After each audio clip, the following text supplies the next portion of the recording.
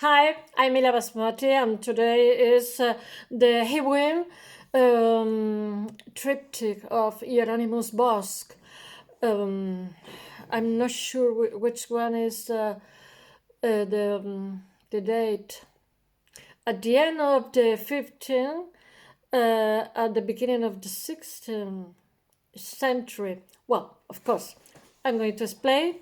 Well, it's a panel painting by Hieronimus Bosch, now in the Museo del Prado in Madrid, Spain. It's very, very famous.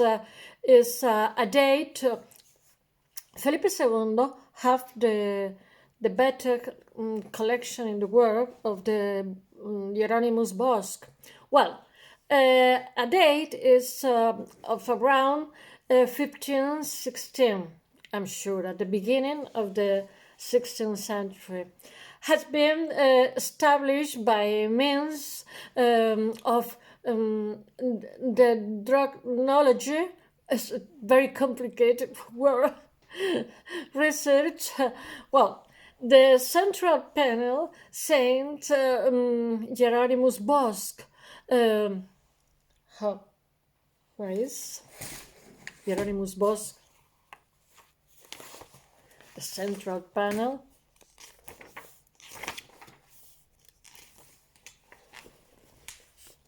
Here you are, Hieronymus Bosch. It's like a comic of the 15th century. The signature and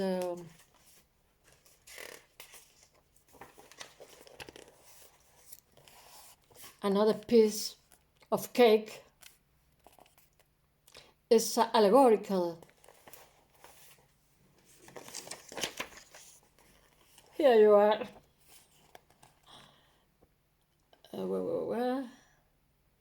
It's a very, very famous and interesting. Nowadays, we are not sure what does it mean, the figures. Well, Hieronymus Bosch measured 135 centimeters by 200 cm,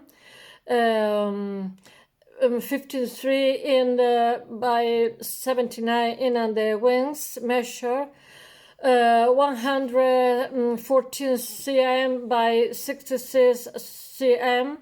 Well, the painting is it's a part of the triptych of a group of six acquired by King Philip II. Felipe II, Spanish, Rey Felipe II, in 1570, and shared to the El Escorial 4 years later. It was later sold at a very complicated trip around the century, no, through the centuries. Well, it was later sold to the Marquis of Salamanca, Marquess de Salamanca, and divided into 3 paintings. 1848, the central panel was bought to Isabella II, in Spanish is Isabel II of Spain, and brought to Aranjuez. The right one was returned to Escorial, and the left went to the Prado. The triptych was finally recomposed in 1914 in the later museum.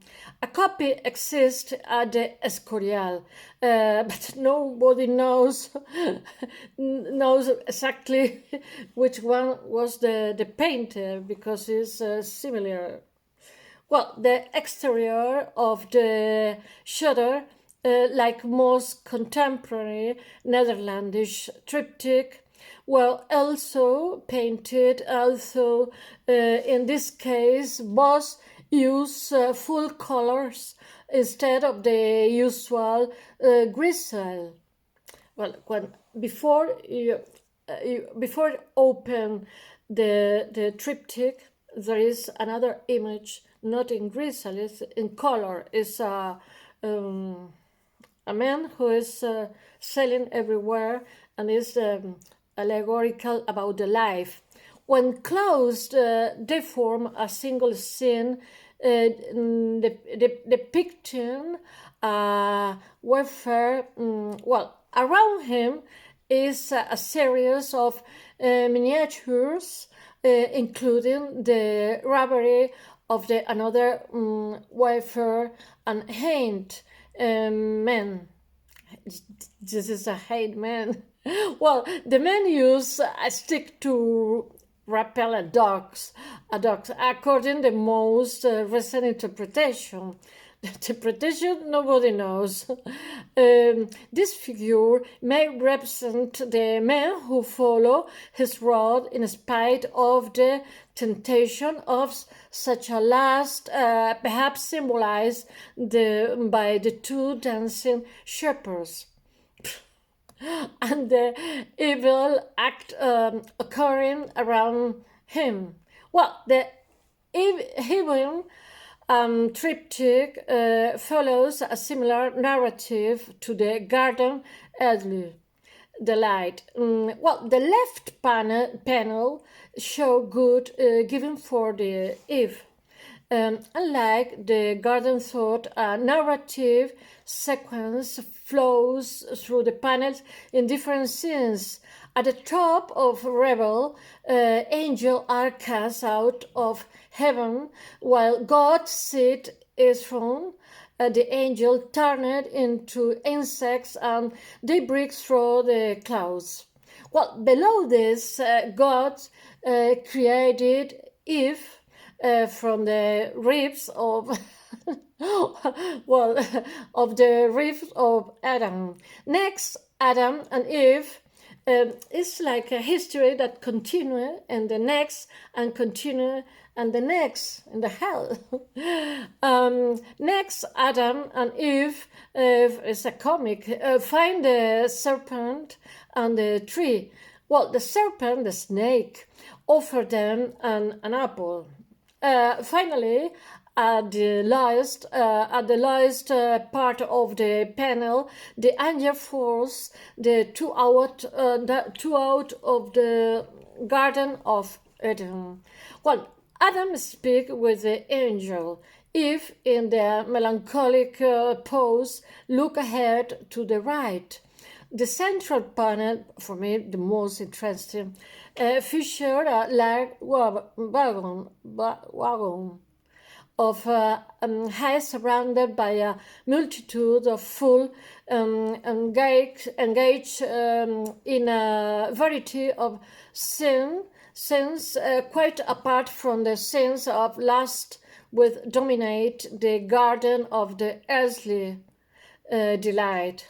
Well, if you look slow the picture, you can see the different level of the society. Kings, monks, common people, and then they are fighting each other for take a piece or a quantity that is allegorical of the power, the money, etc. Well, in the center panel, Bosch shows Christ in the sky, not parallel in the garden. An angel on the top of the wagon looks to the sky, praying. But none of the other figures see Christ looking down of the world. The rainbow of the figures around the wagon provide the force for the viewers to move with them of the journey, and the cart is drawn by infernal beings which drags everyone to hell. Depicted on the right panel, or at the right panel, the left panel.